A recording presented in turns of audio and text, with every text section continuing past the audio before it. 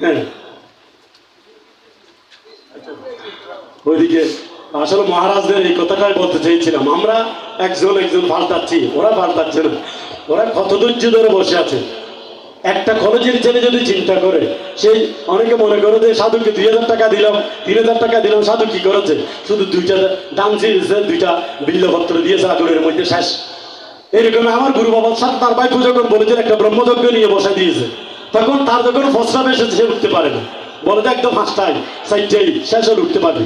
তখন সে যন্ত্রণা ভোগ করতে করতে তখন যেটাকে বলে যে যেটা আমি মনে করেছিলাম এখানে বসে থাকাটা অনেক সহজ ব্যাপার, কিন্তু যে 11টায় বসেছে ফাঁস সাইডটাই উঠা কত যে কঠিন ব্যাপার।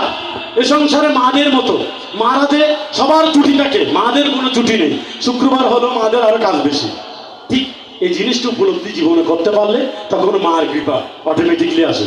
তাই একাদশ অধ্যায়টা আমাদের দেবীর কৃপা।